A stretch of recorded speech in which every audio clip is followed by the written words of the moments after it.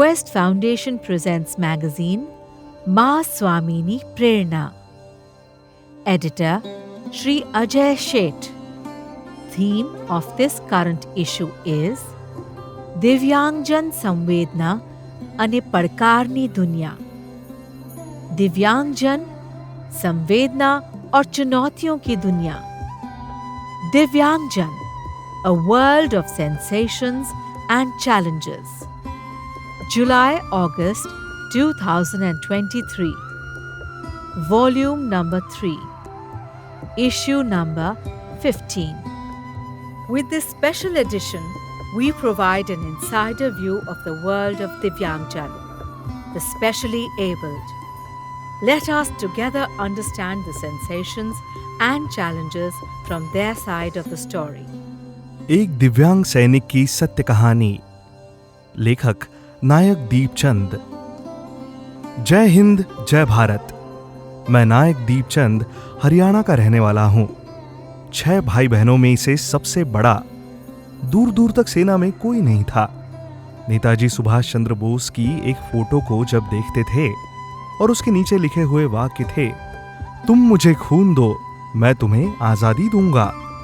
ये बातें सुन करके और देख करके मन में जुनून पैदा होता था और इसी जुनून से मन में एक विचार पैदा हुआ कि भारतीय सेना में भर्ती होऊंगा.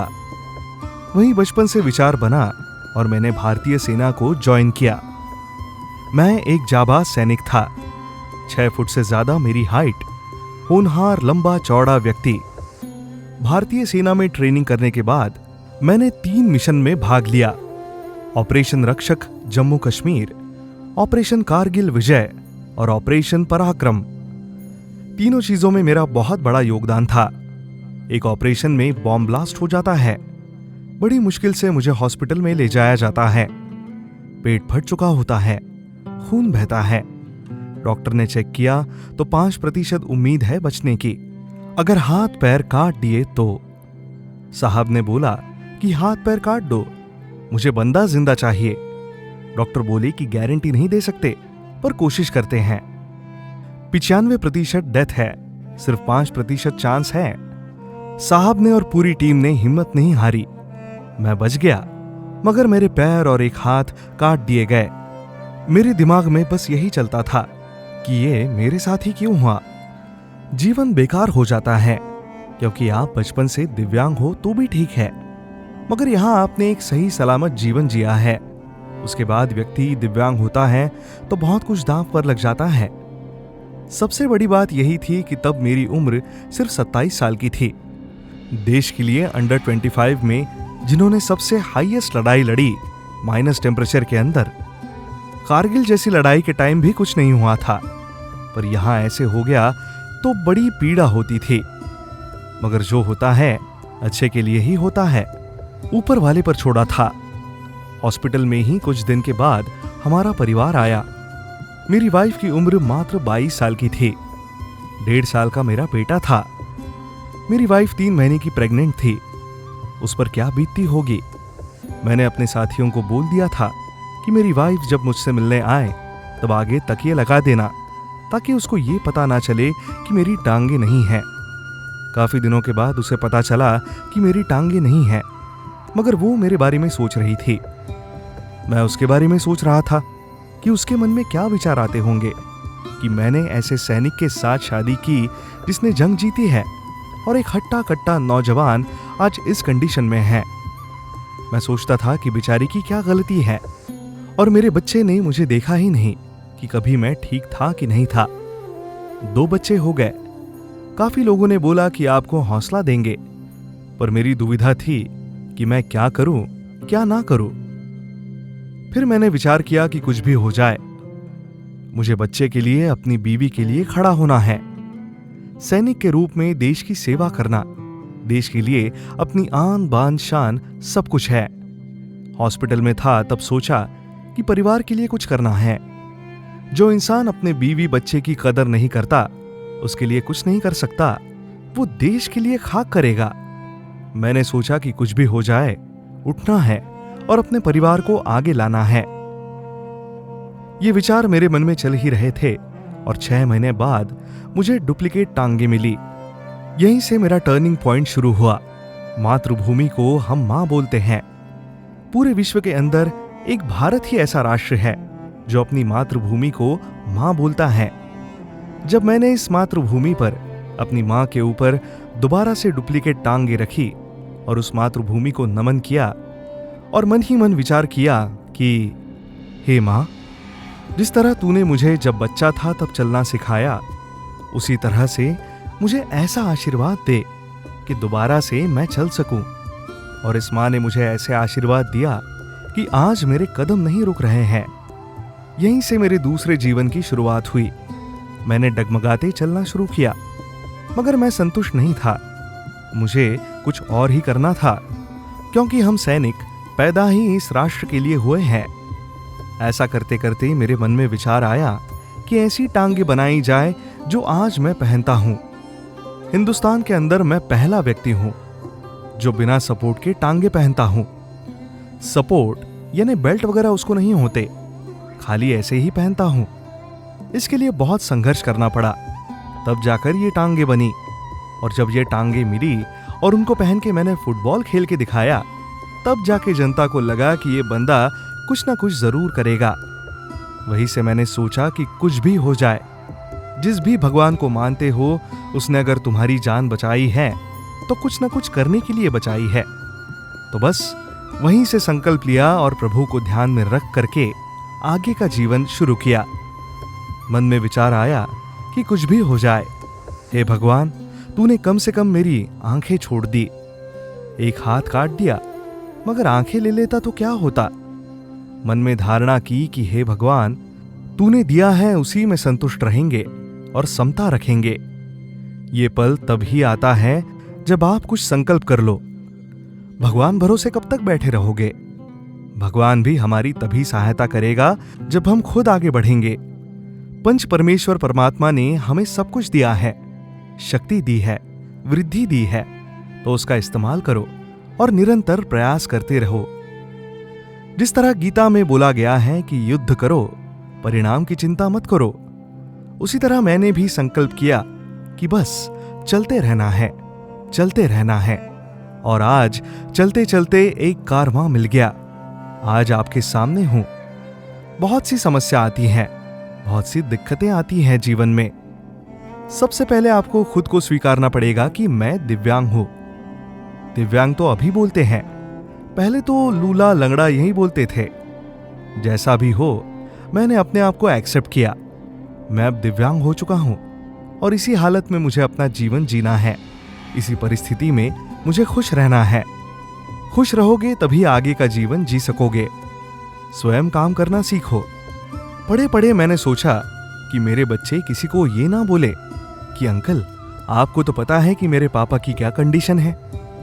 अंकल, आपको तो पता है कि ये कंडीशन में हम क्या करें। मेरी वाइफ किसी को ना बोले कि सर, आपको तो पता है मेरे हस्बैंड की क्या कंडीशन है। इस चीज को अगर हमने दूर कर दिया तो सब कुछ सॉल्व हो जाएगा। अगर आपके साथ आपका परिवार भी टूट गया तो देश को कैसे जोड़ोगे? मैं आगे बढ़ा और सोचा कि ऐसी नौबत कभी नहीं आएगी। मेरा परिवार, मेरी बीवी, बच्चे और मेरे माँ बाप मुझ पे गर्व करेंगे कि कुछ भी हो जाए, ये हमारे लिए सब कुछ करेगा। और तीसरा विचार आया कि सैनिक का जन्म तो राष्ट्र के लिए हुआ है। आज अगर एक सैनिक हार गया तो राष्ट्र हार जाएगा। क्या होगा उस वर्दी का जो मैंने पहनी थी? मन में तब विचार आया कि उठो, इस राष्ट्र को तुम्हारी जरूरत है, इस देश को तुम्हारी जरूरत है, इस परिवार को तुम्हारी जरूरत है।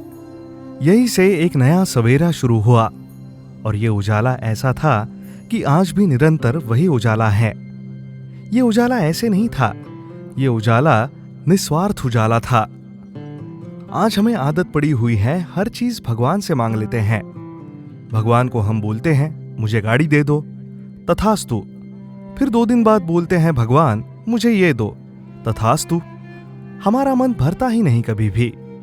आज दिन में किसी व्यक्ति से मिलता हूं तो मैं नहीं सोचता कि वो मेरे किस काम आएगा, लेकिन मैं ये सोचता हूं कि मैं उसके किस काम में आऊंगा। पैसा हमारी सब जरूरत पूरी नहीं कर सकता।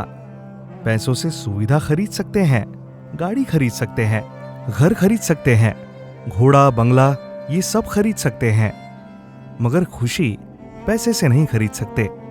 उसके लिए स्वयं को आगे बढ़ाना पड़ेगा।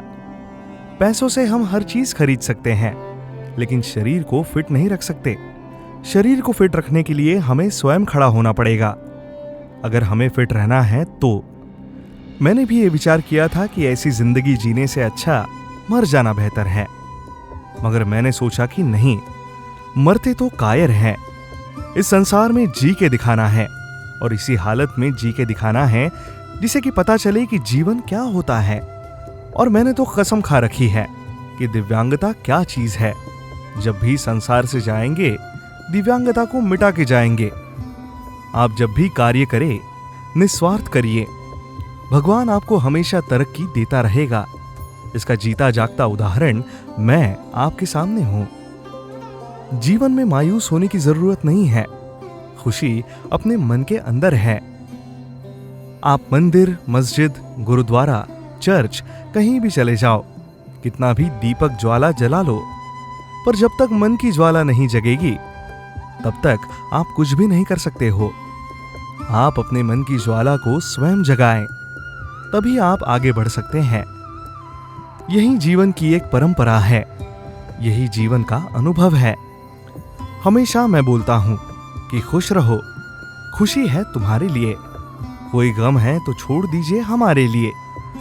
आप ये नहीं सोचो कि मेरी ये कंडीशन है, मेरे साथ ये हो गया, मेरे साथ वो हो गया।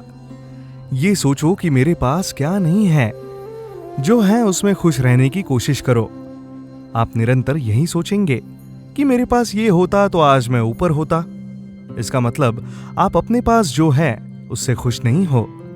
मुझे देखिए, मैं भगवान से रोज प्रार्थना करता हूं कि भगवान, जो भी तूने दिया उसी में खुश हैं हम लोग, और उसी में डंका बजा रहे हैं। इसी समाज के अंदर ऐसी मिसाल बन के जाएंगे कि ये राष्ट्र हमेशा याद रखेगा कि हाँ, इस मातृभूमि पर इसने जन्म लिया है। भले कैसी भी कंडीशन हो, आप भी हमारे ऊपर गर्व करोगे कि हाँ, ऐसे ही व्यक्ति को हमने जन्म दिया था। मैं हमारे भाइयों को और समाज को बताना चाहता हूं कि कभी भी घबराना नहीं। सुख दुख चलते रहेंगे। दुख की घड़ी बहुत ही कम समय की होती है। सुख तभी मिलेगा जब आप दुख से गुजरेंगे। आशा मत करो कभी कि काश मेरे पास ये होता, काश मेरे पास वो होता। आज दुखी हम इसलिए हैं कि हमारे पास जो चीज है उसकी इज्जत हम करते नहीं। हमारे पास जो नहीं है उसके लिए हम लड़ाई करते हैं और उसमें ही हमारा जीवन व्यतीत करते हैं। मुझे बड़ा आनंद आता है दूसरों को खाना खिलाने में, बुजुर्गों की सेवा करने में। जीवन में बड़ा अनुभव आता है। जितना हो सके किसी के लिए कुछ करके जाऊं। अपने लिए, अपने परिवार के लिए कितना भी कर लोगे, मगर आप दूसरों के लिए क्या करके जा रहे हो? आप ये सोचिए कि आपका जन्म हुआ है वो किस लिए हुआ है।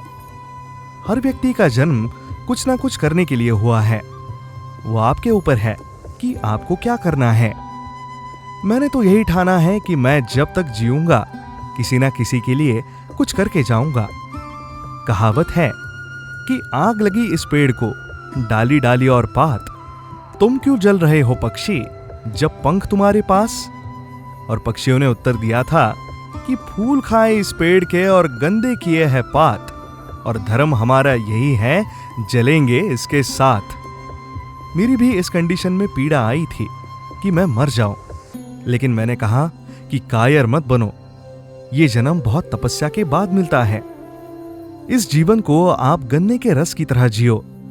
जिस तरह गन्ने में से रस निकालने के लिए गन्ने को निचोड़ा जाता है, उसी तरह जीवन जीने के लिए भी जितना निचोड़ोगे उतना ही आनंद आएगा, उतना ही मीठा होगा। तो इसी तरह आप जीवन जियो तो बड़ा आनंद आएगा। कष्ट आते रहेंगे, जाते रहेंगे। हर तूफान के बाद नया सवेरा आता है और सुनामी भी आती है, मगर नए सवेरे के अंदर, नए उजाले के अंदर नई चीजें पैदा होती है। इसी तरह आपके जीवन में कितने भी तूफान आए, वो नया उजाला लेके आएगा, वो नई उमंग लेके आएगा, नया सवेरा लेके आएगा। इसलिए निरंतर कुछ ना कुछ करते रहो।